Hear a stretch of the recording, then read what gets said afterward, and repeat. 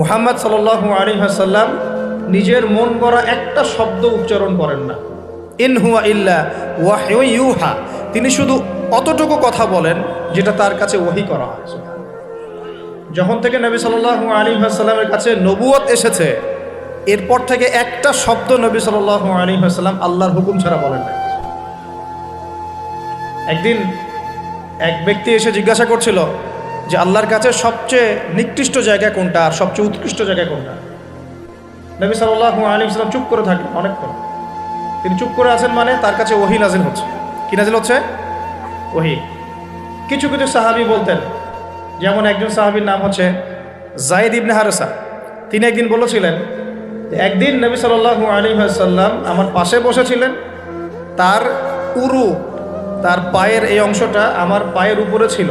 হয় না অনেক সময় আমরা বসি না একসাথে মসজিদের মধ্যে, তো এইরকম একটা অবস্থায় আল্লাহর রাসূলের উপর ওহী চলে আসছে।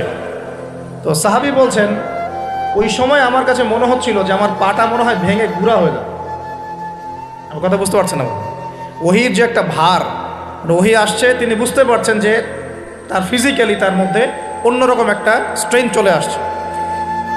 তো ওহী আসলে বোঝা যেত কিছু একটা হচ্ছে।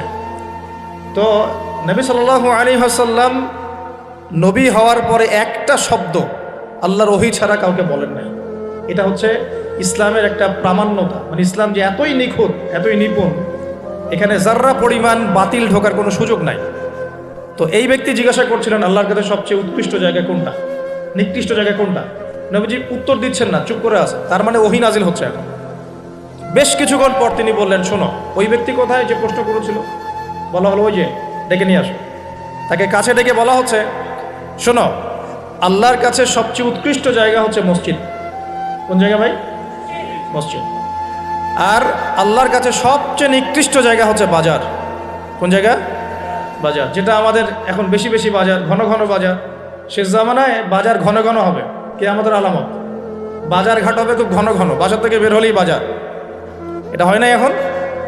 তো এত কিছু চোখে দেখার পরেও মানুষকে বোঝাতে হয় যে হাতে সময় কম। আল্লাহ পাকের গজব একটার পর একটা আসতে আসে, দেখতে পারতেছেন না?